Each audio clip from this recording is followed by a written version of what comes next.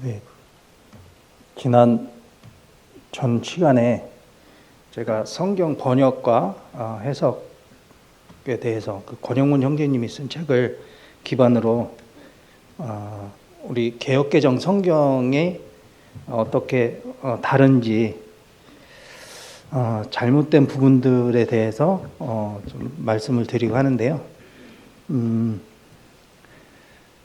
물론 이 개역개정 성경이 우리 성경이 보존된 역사를 이제 지난번에 말씀을 드렸고, 이 보존돼서 지금까지 성경이 전해오면서 뭐 번역의 오류라든지 여러 가지 그런 부분에 대해서 어떤 사탄의 개입이 있었고, 또 하나님께서 어떻게 보존을 유지하셨는지 그런 말씀을 좀 드렸고, 근데 우리가 지금 보고 있는 개역개정이 좀 잘못됐다라고 하더라도 사실 우리가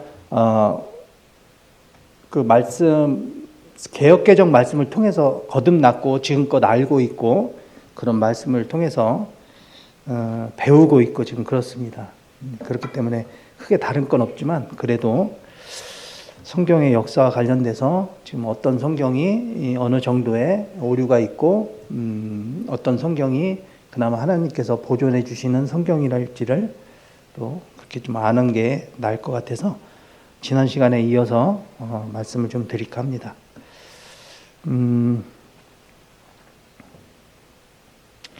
이 구약 성경 지난 시간 거 약간 먼저 이제 못 들으신 분들이 계셔가지고 좀 복습을 좀 지난 시간에 말씀드렸던 거 간략하게 말씀하고 그 다음에 이어서 오늘 이렇게 말씀을 드리겠습니다. 이 구약 성경이 이 최초에 이제 레위지파 제사장들을 통해서 이렇게 보존이 됐습니다. 원본이 이제 보존이 된 게 아니고 필사본들이 이렇게 해서 보존이 돼서 지금 이런 과정들을 통해서 에스라 제사장을 통해서 또 작업이 됐고, 그 다음에 AD 70년에 예루살렘 멸망 이전까지 레인들에 의해서 보존이 되면서 70년 이후에는 유대인 서기관들에 의해서 보존이 됐습니다. 그리고 유대 마소라 학자들이 히브리어 마소라 원문을 보존하는 또 보존하고 전수하는 그 역할을 담당을 했고요. 그리고 이렇게 보존되고 전수된 구약의 마소라 원문들이 1494년에 인쇄 출간돼서 400여 년이 지나면서 그래도 킹 제임스 버전 역자들을 통해서 이 벤카임 마소라 본문이 유지가 됐고, 그래서 아직까지는 이 킹 제임스 버전의 그 성경들이 이 보존된 이 원문을 통해서 번역이 됐기 때문에 가장 그래도 하나님이 보존하신 성경이다라고 이렇게 볼 수가 있죠. 그 다음에 신약 성경도 마찬가지로 그리스도인들을 통해서 보존이 되었고, 이 비잔틴 원문, 또 가장 원문에 가까운 이 사본이 이 비잔틴 원문인데, 비잔틴 제국 기간 동안에도 사용된 그런 그리스 원문입니다. 그래서 이렇게 신약은 비잔틴 원문이라는 번역으로 보존이 되어 왔습니다.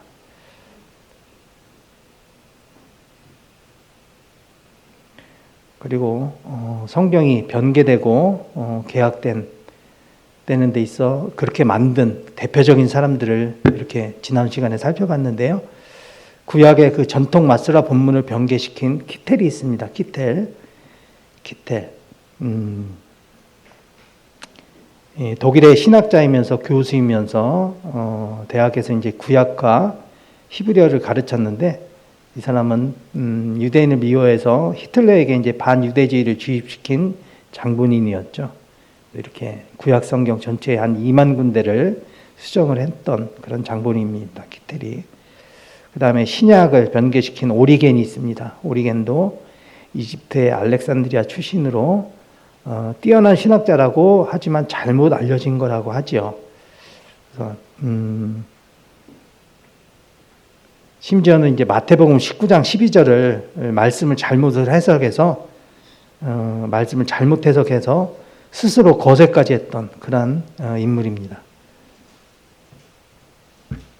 그 다음에 유세비우스라는 그런 병개시킨 자가 있고요.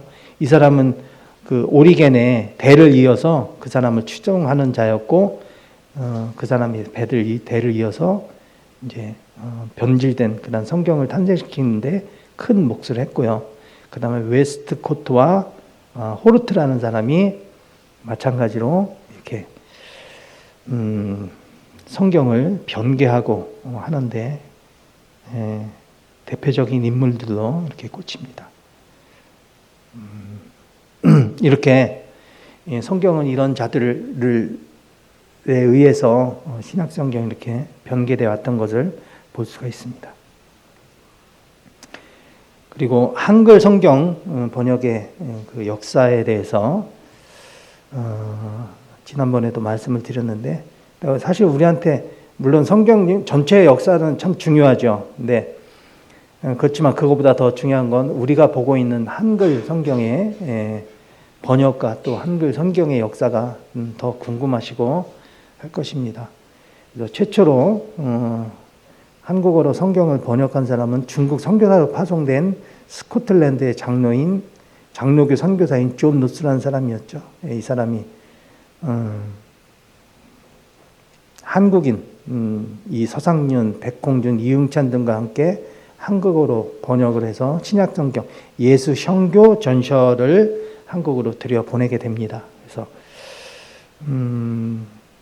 근데 이 서상윤, 백홍준, 이응찬이라는 사람들이 사실은 뭐 성경에 대해서 아는 사람도 아니고 단지 이제 한자를 중국어 성경을 우리 한글로다가 번역을 한 거다 보니까 중국어 성경을 번역을 한 거다 보니까 이 한자에 능할 뿐이고, 그리고 또 일본어 성경을 또 일본어에도 이제 한자가 많이 들어가 있다 보니까 그걸 참고로 다 우리는 말로 번역을 했기 때문에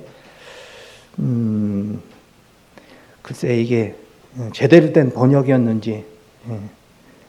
그래서 그 이후에 예수 성교 전서 이후에 한글 성경이 또 언더우드를 비롯한 미국계 선교사들이 들어오면서 또 새로운 번역이 추진이 되면서 이제 최초로 번역됐던 요 성경은 차츰 사라지게 됩니다. 그러면서 1911년도에 언더우드 아펜젤러 등 선교사들이 또 이창직이나 김정삼이라는 사람들과 번역을 해서 또 성경 전서라는 이름으로 출간을 하면서 이것이 사실상 한글로 번역된 최초의 신구약 성경이 됩니다. 이게 이제 옛날 번역이라는 뜻에서 이제 구역 성경이라는 이름으로 불리기도 하는데요. 그래서 이렇게 이 성경이 지금의 개역 성경의 출발점이 됐고, 이게 이제 1939년도에 개정이 되고 52년도에 한글 맞춤법 통일안에 따라서 개역 한글판으로 불리게 되면서 이제 개신교가 보고 있는 성경의 그 출발점이 되었던 거죠.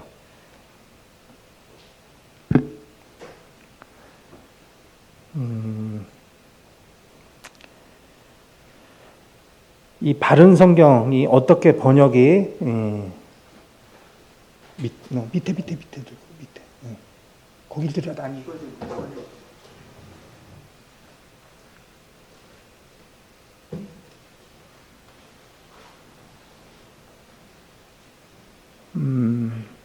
이 바른 성경은 참고만 하면서 보시기 바랍니다. 하나님께서 주신 성경이 보존이 됐고 이렇게 헬라어 표준 원문으로 데일 루터 성경, 킹제임스 성경으로 하면서 지금의 구약 성경이 그나마 보존이 되면서 이렇게 94년도 이후에 한글 제임스, 킹제임스 성경들로 이렇게 올바른 성경들이 번역이 됐고요. 변개된 성경은 흐름이 굉장히 복잡하죠. 이 변개를 했던 인물들이 꽤 있기 때문에 중간에 많은 그 성경들이 있습니다.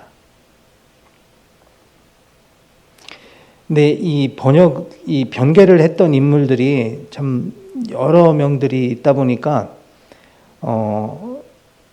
그 원문들을 가지고 번역한 성경들이 꽤 많아요. 지금 우리가 시중에 나와 있는 지금 현대 그 번역본들을 보면은 여기도 나와 있듯이 이 HBS라는 슈투트가르트 비블리아 헤브리카라는 이 원문이 굉장히 이 변개가 많이 된 그 사본인데, 이 사본을 통해서 새 미국 버전, 뭐 또 니부 성경, 또 한글 개정판, 개역 한글판, 개역 개정판, 표준 새번역, 또 현대인의 성경, 이 모든 거의 쉬운 성경, 우리말 성경까지 이 모든 성경들이 다 그 변개된 성경을 통해서 번역이 됐고 했기 때문에 잘못된 부분들이 사실은 굉장히 많습니다.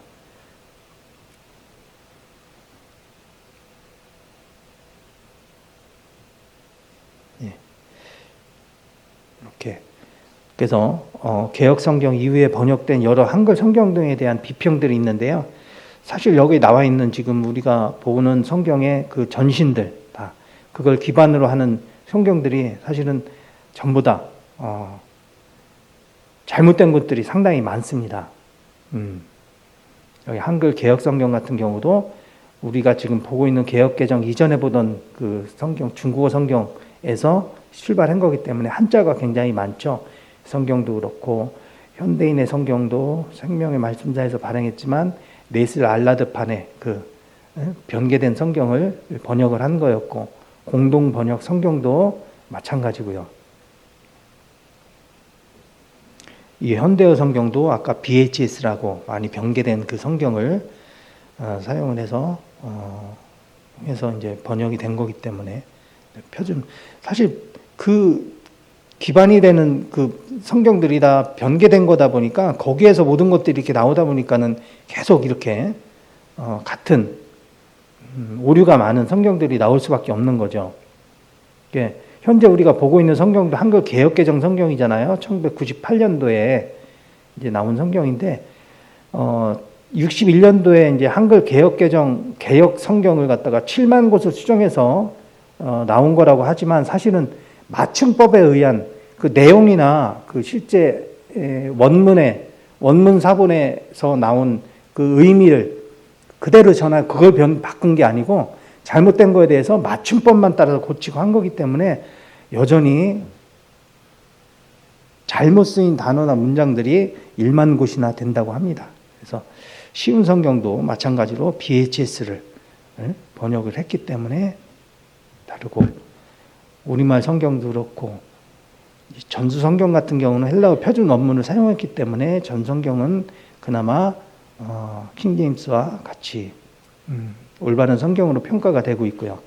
바른 성경도 마찬가지고 쉬운 말 성경도 마찬가지고 이렇게 뭐 지금 근데 이 말씀을 드리고 이 화면을 보면은 이 성경이 다 잘못된 거로다가 이렇게 생각이 될 수 있지만, 사실 아까도 말씀드렸듯이 우리는 개역 개정을 보면서 말씀을 믿음을 통해서 거듭났고 또 지금도 그 말씀의 의미를 계속 보고 있기 때문에 그렇다고 해서 뭐 그걸 안 보실 건 아니니까 참고로다가 이렇게 보시면 생각을 하시면 될 것 같습니다.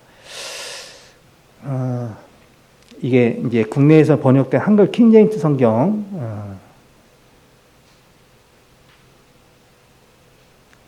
성경이 영국의 1604년도에 영국의 제임스 왕이 기존의 성경들의 문제를 갖다 해결하고 이 성경을 갖다 정리를 해야 되겠다 하면서 그 번역에서 출간하도록 이렇게 허락을 해서 나온 것이 1611년도에 킹제임스 성경이 나왔습니다. 그래서 그 왕은 그 당시에 이제 50여 명의 당대 최고의 이제 그리스어 히브리어 학자들을 선정을 해서 위원회를 구성을 해서 다른 번역본들을 참고로 하면서 잘못되지 않게 비교 검토하면서 새로운 성경을 만드는 것이 바로 지금의 이제 킹제임스 성경으로다가 그 당시에 1611년도에 반포가 되면서 400년이 지나도록 절대 변개되지 않고 그 헬라어 법론에 가까운 그런 성경이 바로 킹제임스 성경이라고 이 책에서는 말하고 있습니다. 근데 킹제임스 성경도 굉장히 종류가 많아요. 한글 킹제임스 성경이 있고 권위역이 있고 흠정역이 있고 이제 여러 부분들이 있는데 사실 이 한글 킹제임스 성경은 이제 말씀 보존학계에서 나온 대표적인 게 지금 시중에 나와 있는 게 한글 말씀 보존학계에서 나온 한글 킹제임스 성경하고 흠정역 성경이 되게 이렇게 좀 많고요. 다른 성경들은 잘 모르겠더라고요. 근데 이 말씀 보존학계 성경에 대해서는 좀 오류가 있고 너무 고집스럽게 자기네만 성경이 다 맞다라고 이렇게 고집스럽게 하다 보니까 여기는 킹제임스 성경에 대해서는 많이 부정적인 의견들이 있고요.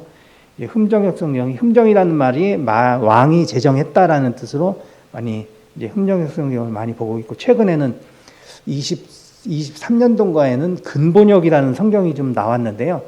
그것도 많이 보강이 돼서 물론 킹제임스 성경이라고 그래가지고 다 완벽한 거 아니에요. 완벽한 성경은 없다라고 해요.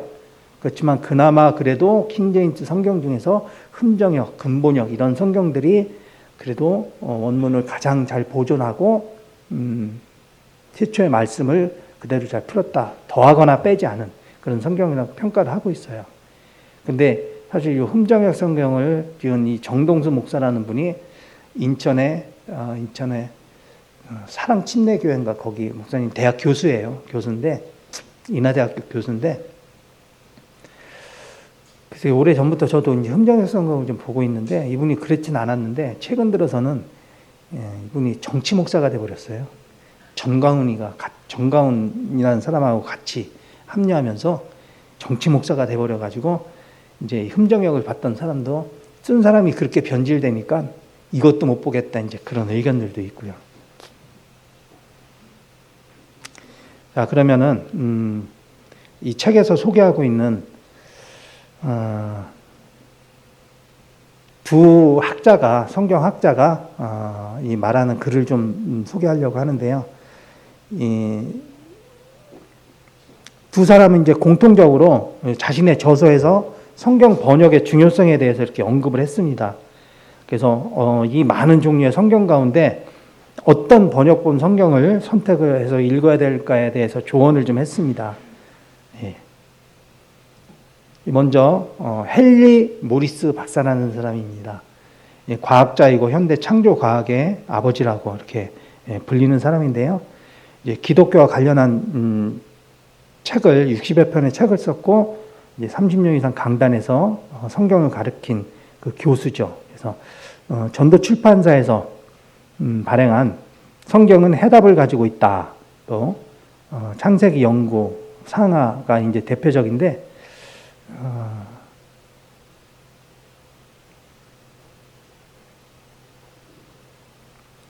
이제 그는 이 헨리 모리슨 박사는 이 성경 전도 출판사에서 나온 성경은 해답을 가지고 있다라는 그 책에서 발췌한 내용을 그대로 이제 보자면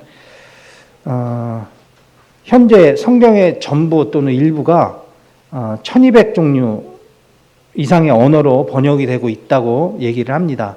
그럼에도 이 흠정역 킹제임스 성경을 영어 번역 성경의 기본으로 간주해온 이유에 대해서 이렇게 말을 하는데요. 첫 번째로 흠정역 성경은 무려 350년이 넘도록 세계적으로 인정을 받고 있지만 다른 현대어 성경들은 그렇지 않고 혼란만 가져오고 있다고 이렇게 얘기를 합니다.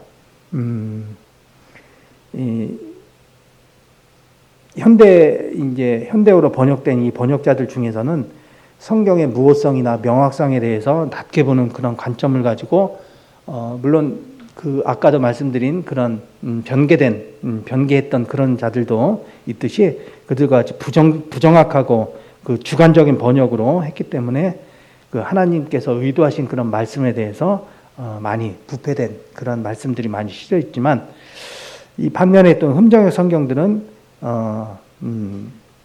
하나님의 그 말씀을 신성시하는 그런 그 원문에 대해서도 또 단어에 모든 단어를 가지고 하나님께서 주신 단어를 그대로 살리기 위해서 노력을 했고 간주했던 그런 사람들이었고요.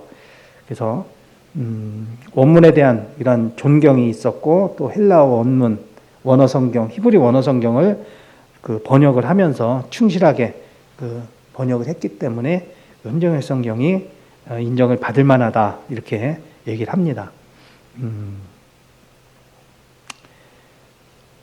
그리고 이 흥정역 성경 같은 경우는 오래된 낱말들로 이루어져 있지 않기 때문에 그 현대어 번역들로 이제 굉장히 단순하고 단순한 어휘들로 이렇게 쓰여져 있기 때문에 다른 성경보다도 이해하기가 쉽다고 이렇게 얘기를 하고 있죠. 그래서 사실 그렇기 때문에 흥정역 성경은 영문학의 모든 뭐 걸작 중에서도 뭐 위대하다라고 이렇게 평가를 받고 있다고 하는데요.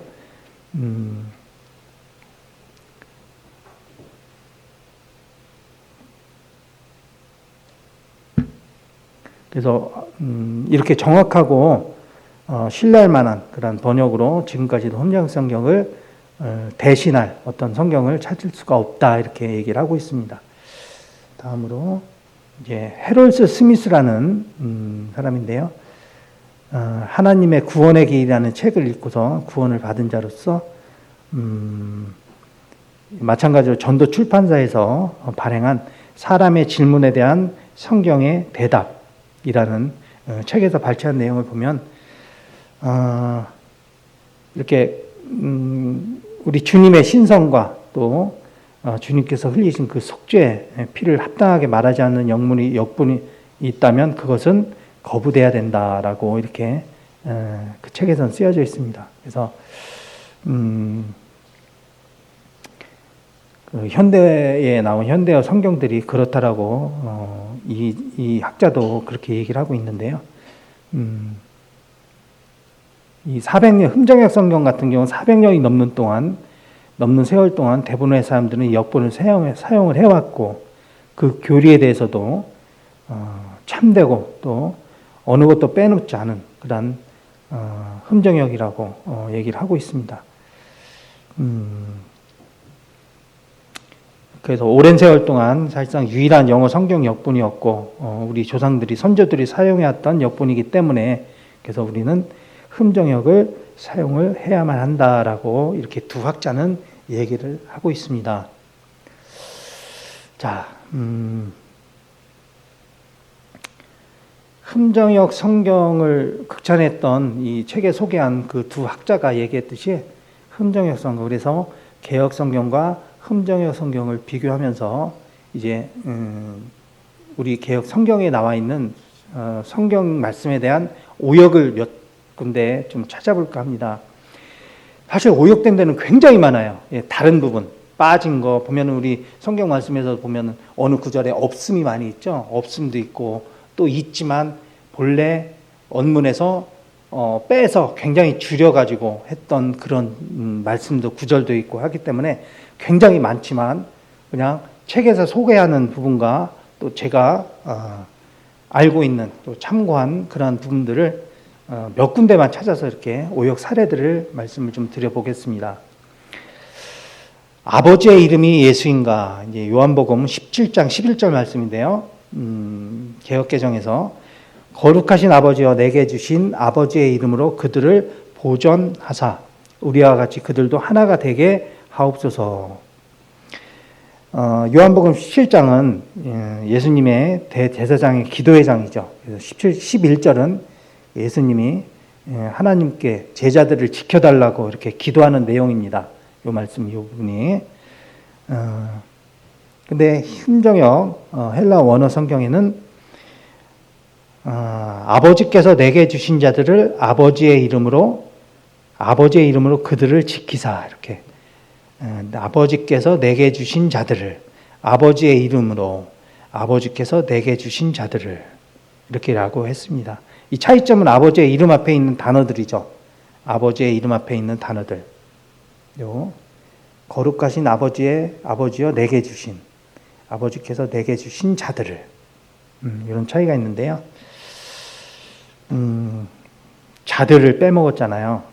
근데 이 한글 개역 성경에서 내게 주신 아버지의 이름으로 쓰여 있다 보니까 이 이단들은 아버지의 이름이 예수라고 말하고 있습니다.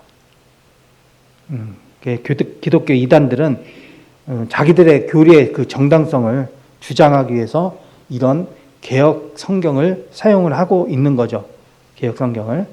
그래서 우리 기독교에서 가장 중요한 교리 중에 하나가 바로 이 삼위일체 교리잖아요. 삼위일체 성부 하나님, 성자 하나님, 성령 하나님 하나님 세 분이 존재하시되 이 세 분은 하나라는 그 삼위일체 교리. 이제 다시 말하면 하나님은 결코 한 분이 아니고 세 분이 한 하나님이라는 겁니다.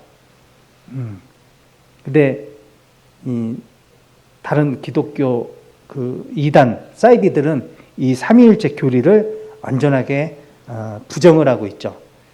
예. 그리고 우리 다른 한국 교회에서도 보면은 이 소위 양태론이라고 하는 이 양태론을 주장하는 그 이단들이 꽤 많은데요. 그 대표적인 사람이 TV에서 많이 방송에 나왔던 약간 코미디 목사 같은 장경동 목사라는 사람이에요. 이 사람이 근데 이 사람뿐만이 아니라 사실 정통 교단이라고 하는 곳에서도 이 교회 목사들 중에서도 이 양태론을 주장하는 사람들이 있는데요. 이 양태론이 무슨 그 말이냐면은 성부, 성자, 성령 하나님은 각각 다른 세 인격체가 아닌 하나의 인격체라고 이렇게 얘기를 하는 겁니다. 나타나는 모습에 따라서 서로가 다른 역할이 있다라고 이렇게 얘기를 하는 거예요. 그러니까 예를 들면 나는 아이들한테는 아버지고 또 아내한테는 남편이고 손자한테는 할아버지다라고 이렇게 주장하는 것이 바로 양태론입니다. 그래서 이단들한테 있어서는 그 양태론의 핵심은 하나님의 아버지도 되고 아들도 되고 성령님도 된다고 하면서 아버지의 이름이 예수라고 또 성령의 이름도 예수라고 이렇게 주장하고 있는 건데요. 그렇게 성경은 이들이 주장하는 이 내용이 이 바로 여기 요한복음 이 말씀에 아버지의 이름으로라고 일단 있는 이 말씀을 갖다가 근거로다가 이렇게 주장을 하고 있다 보니까 사실상 반박을 할 수가 없는 겁니다. 그래서 이 말씀의 이 구절에 대해서는 사실 성경 번역이 잘못됐다라고 이미 증명이 돼 있고 하기 때문에 이 밑에 말씀 아버지께서 내게 주신 자들을 분명히 원어 성경에 담아 있는 내게 주신 자들을 아버지의 이름을 지키사라고 이렇게 옳게 번역한 것이 맞다라고 이렇게 얘기를 하죠. 그래서 이 말씀은 분명히 좀 차이가 있기 때문에 이거는 새겨서 좀 들어야 된다라고 이렇게 생각을 합니다. 그래서 이 역시도 한글 개역 성경 이 번역의 근간이 바로 로마 카톨릭 교회 사본에 의해서 변개가 됐다라는 것을 우리는 생각을 해봐야 됩니다. 네. 다음에 이제 로마서 14장 10절에 하나님의 심판대, 이게 바로 하나님의 심판대인지 그리스도의 심판대인지를 알게 되는 건데요.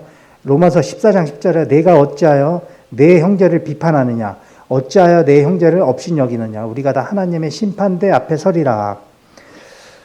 이 말씀은 이제 어떤 성도가 다른 성도를 섣불리 판단해서는 안 되고 또 오직 예수님만이 그리스도의 심판대 앞에서 모든 성도를 재판할 그런 권리를 가진다는 그런 말씀인데요.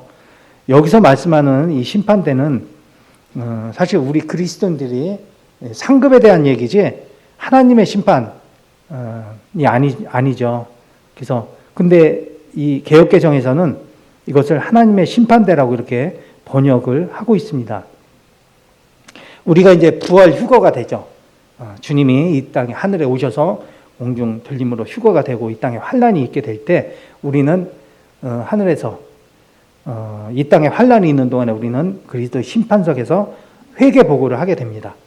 그래서 교회 시대에 구원받은 성도들이 우리 주님의 공중재림 또 휴거 이후에 있을 구원받은 성도들이 받는 상급의 심판인데 그걸 말하는 것인데 이것을 신약 성경에서 로마서에서 이렇게 하나님의 심판대라고, 흠정역에서는 이렇게 그리스도의 심판대라고, 심판석이라고 나와 있죠. 흠정역 성경에서는. 그런데 내가 어찌하여 내 형제를 판단하느냐, 어찌하여 내 형제를 무시하느냐, 우리가 다 그리스도의 심판석 앞에 서리라. 고린도후서 5장 10절에도 이렇게 분명히 말씀하고 있어요. 이는 우리가 다 반드시 그리스도의 심판대 앞에 나타나게 되어 각각 선악간에 그 몸으로 행할 것을 따라 받으려 함이라. 네, 아까 말씀드린 대로 이 땅에 환란이 있을 때 우리는 휴거 후에 하늘에 올라가서 우린 상급에 따른 심판을 받는 그 말씀을 하고 있는 것이죠. 또 고린도전서 3장 13절에도 각 사람의 공적이 나타날 터인데 그날의 공적을 밝히리니 이는 불로 나타내지고 그 불이 각 사람의 공적이 어떠한 것을 시험할 것입니다. 그때의 심판을 말씀하고 있는 것입니다.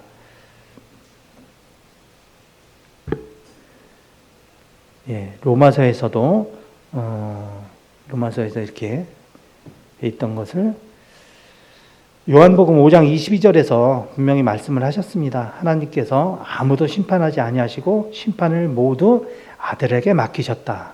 이렇게 말씀하고 있습니다. 따라서 심판과 관련해서 나오는 모든 심판은 성자 하나님이신 예수님이 주관하신다는 것을 우리는 이 말씀을 통해서 볼 수가 있어요. 그래서 이게 하나님의 심판석이 아니라 원어 성경 그대로 기록되게 되면은 그리스도의 심판이라고 이것이 바뀌어야 되는 거죠.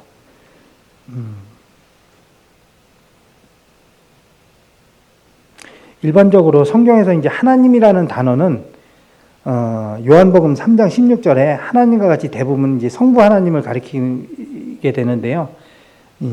대부분 그렇게 가리키게 되는데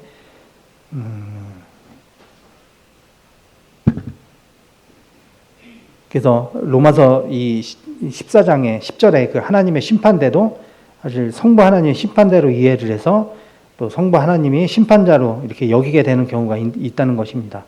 그렇지만 이제 다른 전수 성경이나 흠정역 그런 헬라 원문에는 그리스도의 심판대로 이렇게 번역이 되어 있고 했기 때문에 역시도 로마 카톨릭의 그 성경의 영향을 받았기 때문에 하나님의 심판대라고 이렇게 잘못 번역을 해서 하나님께서 예수 그리스도가 심판자가 아닌 하나님께서 모든 걸 심판하신다고 이렇게 오해할 수 있는 것으로 이런 모순이 있기 때문에 바로잡을 필요가 있다고 이제 생각을 합니다.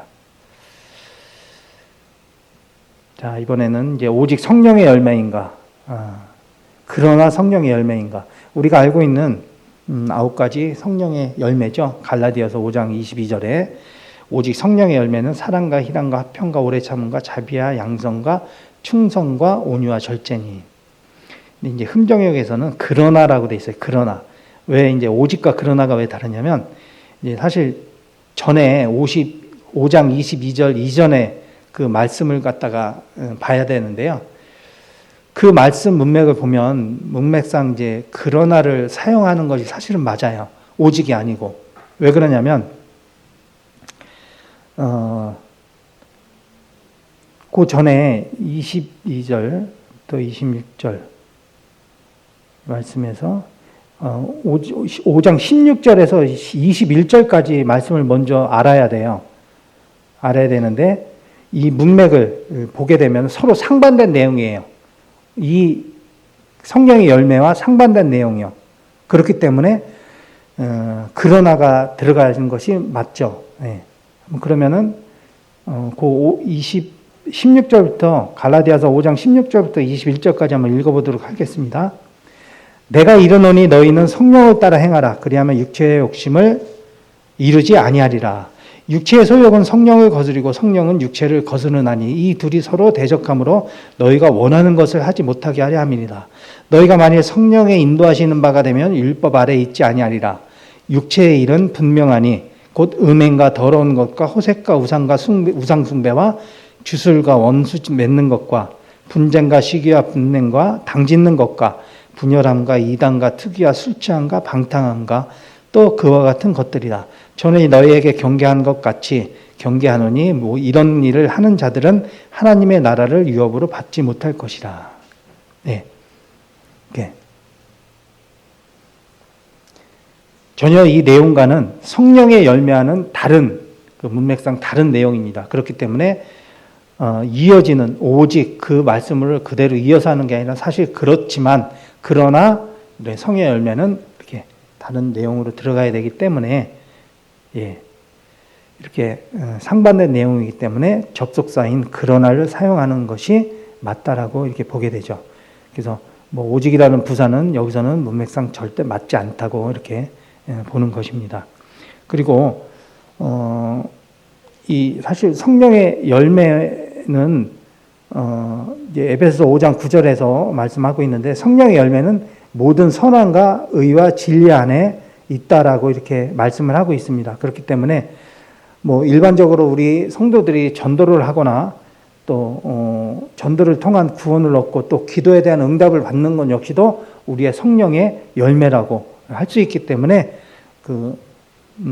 오직이라고 오직 9가지만 성령의 열매라고 하는 말씀과는 사실 상충되는 얘기죠. 그렇기 때문에 그러나가 표기되는 것이 맞다라고 이렇게 보게 됩니다. 그리고 여기서 조금 달라요. 그 개역개정에서 9가지 열매하고 흠정역에서 보면은 자비는 사랑과 같은 말이기 때문에 맞아요. 또 영어로는 자비가 온화함이라고 되어 있기 때문에 부드러움이 참 같은 말이지만 그렇지만 양선은 선함과 같은 말이고 자비와 부드러움 좀 다르고 그 다음에 충성이 좀 다른 말이죠. 영어에서는 영어로 흠정역에서는 믿음이라고 이렇게 faith 영어로는 faith라고 믿음이라고 번역이 돼 있어요. 그래서 충성과 믿음은 어떻게 보면 좀 올바르게 표기가 됐으면 어땠을까 하는 그런 말씀을 그런 생각을 하게 됩니다.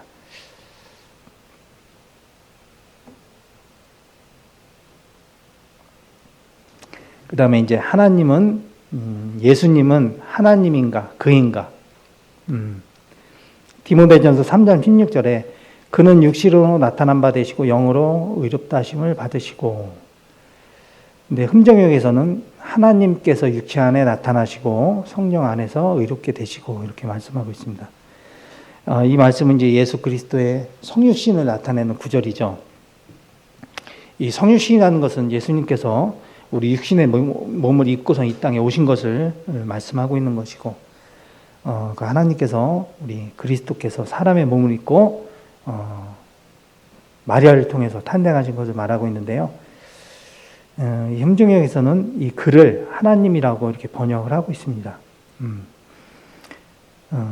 참 이 성경 전체에서 예수님의 신성을 가장 잘 설명해 놓고 증명할 수 있는 성경 구절이 바로 이 디모데전서 3장 16절 말씀인데요. 이렇게 흠정역을 비롯한 헬라 원어 성경, 이런 전수 성경, 이런 독일 루터 성경 등은 예수님이 하나님이신 예수님이 육체로 나타나셨다고 쓰여 있지만 그 외 다른 성경들은 하나님을 그라고 이렇게 바꿔놨습니다. 이 역시도 로마 카톨릭 계열의 소수 사본들이 이렇게 번역이 돼 있다 보니까 이 번역을 그대로 따라서 그 성육신, 예수님께서 이 땅에 사람의 몸을 입고 오신 중요한 교리를 갖다가 감추기 위해서 이렇게 표현된 거라고 볼 수도 있는 것이죠.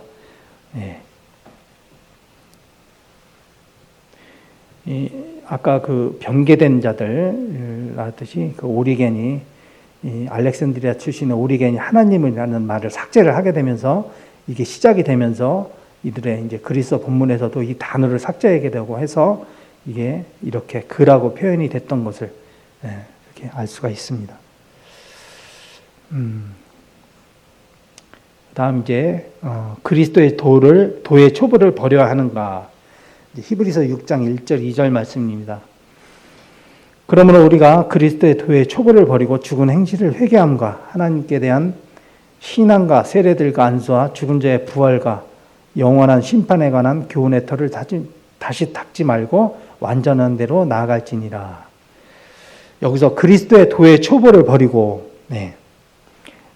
이 말씀은 이제 신자들에게 영적인 유아 단계를 떠나서 성숙 단계에 나아가도록 하는 그런 말씀이죠.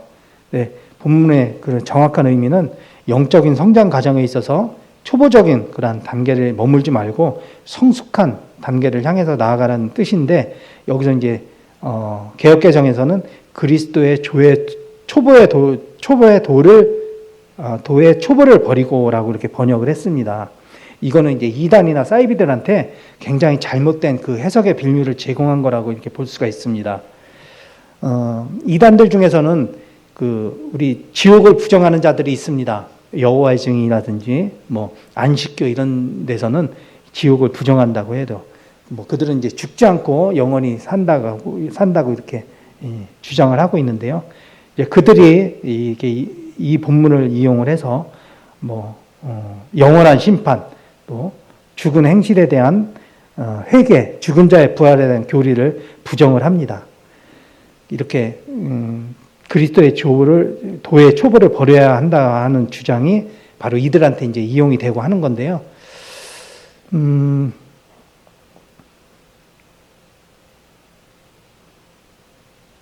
근데 다행히 이제 개역개정 외에 성경 외에 이제 흠정역이라든지 헬라 원어 성경에는 이렇게 돼 있어요. 그리스도의 교리의 기초의 원리들을 떠나, 네, 이렇게 올바르게 해석이 돼 있습니다. 참 이 한글 개역개정이 많이 수정이 되고 보완이 됐다라고 하지만 사실상 이런 내용들이 사실은 보완이 돼야 돼요. 맞춤법이 보완이 될 게 아니고, 이렇게 아직도 고쳐지지 않은 곳이 많이 있다라는 것을 이렇게 볼 수가 있습니다. 그래서 그리스도의 도의 초보를 버리고가 아니고 그리스도의 교리의 기초 원리들을 떠나, 이렇게 번역하는 것이 맞죠.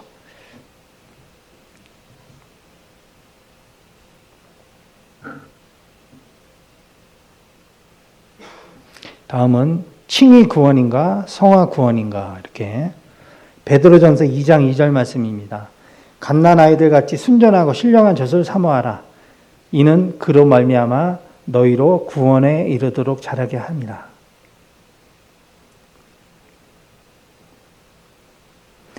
영적인 성장에 관한, 우리 성도들의 영적인 성장에 관한 말씀인데요.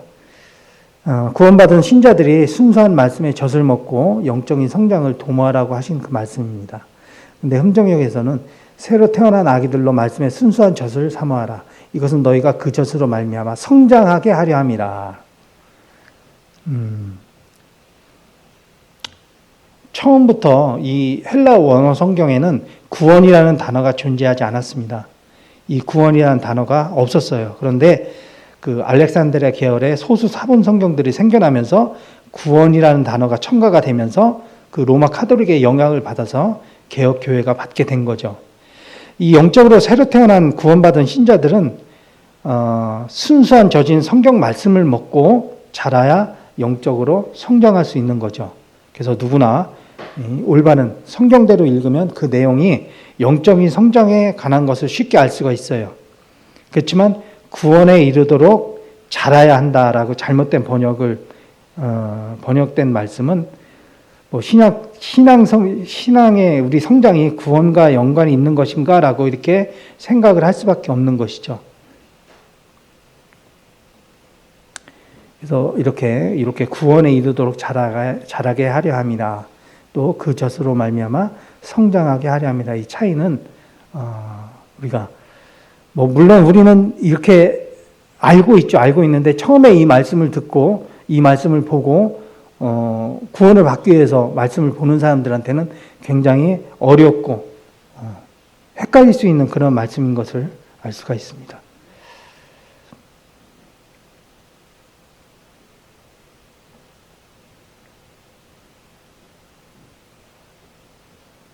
네, 시간이 없어서 이 말씀을 좀 넘어가야 될 것 같아요.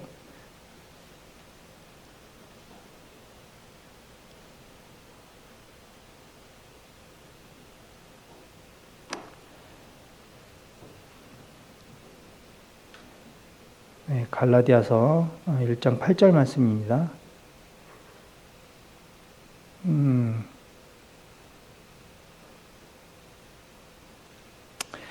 네, 좀 몇 군데 더 있긴 한데요. 그 말씀은 참고하고 그 오역으로 돼 있는 말씀은 그만하고요. 몇 군데만 찾아봤지만 사실은 뭐 제가 알고 있는 부분은 굉장히 좋고 책에 이제 나와 있는 부분 굉장히 많지만 이제 빙산의 성경에서 오역으로 이제 잘못되어 있는 그런 변개된 말씀들이 많지만 제가 지금 오늘 보여드린 거는 빙산의 일각이라는 것만 아시고 이제 믿음은 우리는 믿음으로 구원을 받았죠. 행위로 인해서 구원받은 게 아니라 근데 이 성경 말씀에 오역된 부분들이 대부분이 보면은 믿음이 아닌 행위로다가 구원받은 것이다라고 이렇게 얘기하려고 하는 그런 의도가 굉장히 많아요. 그래서 그 말씀과 관련된 그 구절을 몇 군데 찾아보고 마치도록 하겠습니다. 먼저 갈라디아서 1장 8절입니다. 자, 흠정역에서 근데 이제 흠정역과 개역개정이 두 군데를 쓴 것은 뭐 이제 오역을 말씀드리려고 하는 것이 아니고 이제 원문에 가까운 흠정역 성경이 이 개역개정과 비교하면서 좀 이해하기 쉬운 말씀으로 돼 있다는 것을 비교해서 이제 보시라고 이렇게 두 군데를 같이 써가지고 보여드립니다. 그러나 우리가 혹은 하늘로부터 온 천사라도 우리가 너희에게 선포한 복음 외에 어떤 다른 복음을 너희에게 선포하면 그는 저주를 받을지어다.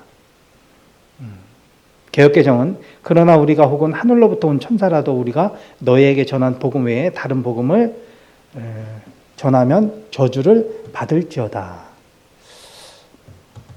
네. 여기서 말하는 복음 외에 다른 복음이라는 것은 이방 종교를 말하는 것이 아니라 자기 스스로에게 의롭게 되고자 하는 율법을 지켜주고자 하는 자는 저주를 받는다는 그런 말씀을 하는 것입니다. 제가 알기로는 뭐 보성이 강한 일반 교단 교회에서도 보면 아직도 율법을 지켜야 한다고 가르치고 있는 교단이 꽤 있는 걸로 알고 있습니다. 하나님께서는 말씀을 통해서 율법으로는 너희가 의롭게 된다면 내가 헛되이 죽였다라고 이렇게 주님께서는 분명히 말씀하고 있는 것이죠. 뭐 그렇다면 예수님께서 어떻게 왜 오셨어요? 자, 분명히 그렇게 말씀을 하고 있는데도 이렇게 율법의 행위로 율법을 지킴으로 해서 가려고 하는 구원받으려고 하는 그런 모습들이 아직도 많이 있다는 것입니다. 구원은 믿음으로 받습니다. 그리고 그 믿음의 행위를 합니다. 그렇다고 해서 이 믿음의 행위가 뭐 율법이 될 수는 없는 것이 아니죠. 믿음의 행위는 율법이 아니라 우리에게 주어진 그리스도의 명령입니다. 이 명령을 잘 지키고 이행했을 때 하나님께 상급이 있는 거죠. 뭐 이 비유가 맞는지는 모르겠는데 한번 비유를 들어보겠습니다. 우리가 학교를 다녀요.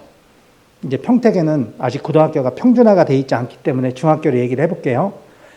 좀 초등학교 졸업하고 이제 중학교에 입시 원서를 해서 들어갑니다. 누구나 다 들어가죠. 공부를 잘하거나 못하거나 중학교에 입학을 합니다. 이게 바로 구원이에요. 구원. 우리가 믿음을 통해서 구원을 받는 거니까. 근데 입학을 해서 입학을 하면 이제 학생이 되듯이 이제 다 구원을 받은 겁니다. 근데 중학교에 들어가서 입학을 해서 학교 생활을 착실히 하고 공부를 열심히 해요. 상장을 줘요. 이게 상급입니다. 이게 바로 학생으로서 본분 또 공부를 열심히 하고 학생으로서의 행실을 올바로 했을 때 상장을 받는 겁니다. 이게 학교에서 원하는 바이고 학생에게 주어진 학교의 명령이잖아요. 어떻게 보면 상당히 쉬워요. 구원이라는 게 하나님 말씀대로 하면 되는 거니까. 그래서 구원은 우리 주님을 믿고 또 입으로 시인해서 마음으로 믿고 입으로 시인해서 거듭나게 되는 것입니다. 근데 우리 거듭난 성도들이 거듭난 사람이 세상을 살아가면서 때로는 죄를 짓기도 합니다. 또 하나님의 말씀에 하나님의 명령에 불순종을 하기도 하죠. 그렇다고 해서 우리의 구원이 취소가 되진 않잖아요. 비록 상급이 없게 되겠죠. 그렇지만 이것 또한 극복을 하고 또 하나님께 잘못을 빌고 또 다시 순종하는 삶으로 우리 그리스도의 삶을 충실히 살아가게 되면은 주님께서는 우리를 용서를 해주시고 또 상급으로 우리에게 복을 주시게 되는 것입니다. 자, 다음으로 디모데전서 2장 6절 7절입니다. 그분께서 정하신 때에 증언을 받기 위해 모든 사람을 위한 대성물로 자신을 주셨느니라. 그 일을 위하여 내가 복음 선포자와 사도로 임명을 받았고, 주님께서는 이 모든 사람을 위해서 대성물로 자신을 주셨다고 그렇게 말씀을 하고 있습니다. 그 일을 위해서 예수님의 십자가의 복음을 증거하기 위해서 이 사도 바울은 복음 전포자가 되고 사도로서 임명을 받았다고, 또 이방인들의 교사가 되었다고 말씀을 하고 있습니다. 이방인들의 교사는 바울이에요. 그럼 유대인의 교사는 누굴까요? 구약에선 모세가 되기도 하고, 또 신약에서는 우리 예수님의 가르침을 바울이 하고 있죠. 이렇게 성경을 세대별로 이제 나눠서 보게 되면, 물론 에덴 동산에 죄가 없던 시대에 살았던 시대도 있었고, 그 뒤에는 이제 양심에 따랐던 살았던 시대가 있었고, 그리고 이제 율법이 들어오면서 율법 아래 살았던 시대도 있었습니다. 율법을 지키지 않으면 죄가 됐던 그런 시대가 있었고, 그렇지만 지금은 은혜 시대, 또 앞으로는 7년 환란 시대, 청년 왕국 시대 이렇게 나눠지죠. 우리 역사도 마찬가지로 나눠지잖아요. 구석기 있고 신석기, 청동기, 고조선 삼국시대, 이렇게 고려시대, 조선시대 이렇게, 또 최근에는 근대, 공화국도 몇 개 공화국으로 이렇게 나눠지고 이렇게 시대가 변하고 왔잖아요. 그렇지만 그 각 시대별로 법은 달랐어요. 그렇기 때문에 우리한테 해당되는 지금의 은혜 시대는 구약 시대의 율법의 행위나 율법의 행위와는 전혀 상관이 없음을 우리는 알아야 합니다. 율법을 지키는 것과 구원받은 자가 순종과 신실함으로 하나님의 상급을 받는 것은 분명 차이가 있다라는 것. 시대별로 우리는 주님께서 원하는 것이 분명히 달랐다는 것을 알아야 할 것입니다. 그래서 우리는 사도 바울을 통해서 주님의 그 희생을 증거하는 사도 바울의 복음을 통해서 믿음으로 우리는 하나님의 자녀가 된다라는 것을 알아야 하는 것입니다. 히브리서 4장 6절입니다. 그러므로 어떤 사람들이 반드시 그 안에 들어가야 하는 일이 남아있는 줄을 알거니와 처음에 복음 선포를 받은 그들은 믿지 아니하여 들어가지 못하였으므로. 히브리서는 유대인에 관한 얘기죠. 처음에 복음 선포를 받은 자들은 유대인을 말하는 것이고, 또 유대인들이 복음 선포를 받았습니다. 안식은 천국을 말하죠. 그들은 믿지 않았기 때문에 안식에 들어가지 못했습니다. 그렇기 때문에 개역 개정 성경에서는 이들을 순종하지 아니함이라고 이렇게 번역이 되어 있지만, 이것을 행위를 말하는 게 아닌가 이렇게 생각이 되는데요. 절대 그렇죠. 순종해야 한다는 것을 잘못 이해하면 복음을 받은 자는 순종해야 안식에 들어간다라고 행위 구원으로 이렇게 착각을 할 수가 있는 것입니다. 그래서 분명히 우리는 믿음으로 구원받는다는 것을 알아야 됩니다.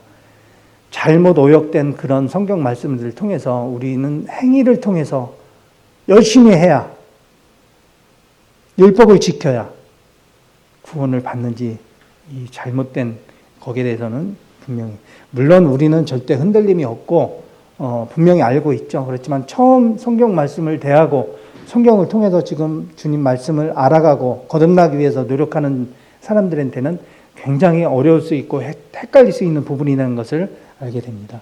그래서 구원받은 우리 그리스도 안에서 있는 이 행위는 구원 문제가 아닌 상급의 문제인 것을 우리는 기억해 주시기 바랍니다. 주님께서 다시 오신다고, 우리 데리러 오신다고 하실 때 하늘에 휴거라고 하는 하늘에 우리를 들어올리기 위해서 하늘에 오실 때 우리는 순식간에 하나님께, 주님께 따라갑니다. 따라가고 이 땅에는 환란이 있을 때 우리는 하늘에서 상급의 심판을 받게 되죠. 우리 성도인들 모두가 상급을 받고 주님께 기쁨을 받는, 주님께 기쁨을 드릴 수 있는 그런 성도님들이 되셨으면 합니다. 물론 우리가 거듭난 성도들이 주님 말씀대로 살아가는 것이 어떻게 보면 굉장히 어려울 수도 있고 좀 쉬울 수도 있습니다. 그냥 말씀을 보고 말씀을 늘 가까이 하면, 지난번에도 김진무 형제님께서 말씀 시간에 참 세상 일들은 걱정과 근심이 가득한 것들이라고 이제 얘기를 해주셨는데요. 그런 것 같아요. 세상 일들을 생각하면은 그냥 걱정, 근심밖에 없어요. 한순간도 그렇지 않은 적이 없었던 것 같아요. 근데 말씀을 보고 말씀에 빠져있고 주님을 생각하면은 그런 걱정, 근심이 없더라고요. 그렇기 때문에 우리는 말씀을 늘 가까이 하고, 딴 데 이렇게 딴짓 하려고 딴 데 쳐다보면 걱정과 근심이, 근데 주님 말씀 보면 사라져요. 이거 주님 말씀을 가까이 볼 수밖에 없어요. 예. 그래서 오늘 성경에 오역된 부분에 대해서 이렇게 말씀을 드렸는데요. 오역된 게 잘못됐다라는 게 아니에요. 잘못 번역이 된 거에 대해서 물론 우리는 알고 있어요. 왜? 개혁 성경을 보고, 개혁개정 성경을 보고 거듭났고 분명히 믿음을 통해서 구원을 받는다는 것을 알고 있기 때문에. 그렇지만 처음 보는 분들한테는 분명히 올바르게 쉽게 설명이 되고 제대로 번역이 돼 있다라고 하면은 더 쉽게 하나님 말씀을 받아들일 수 있다라는 거죠.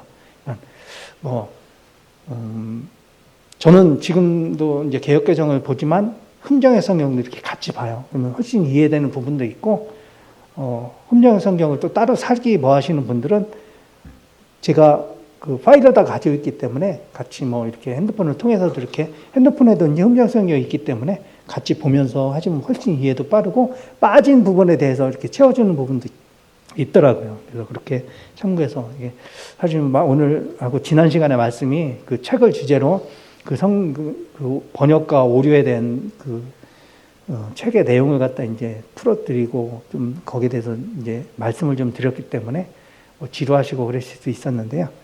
아무튼 그런 오역이 있었다라는 거는 알아주시면 될 것 같습니다. 이상 마치고 기도드리고, 시간이 많이 지났는데 기도드리고 마치도록 하겠습니다.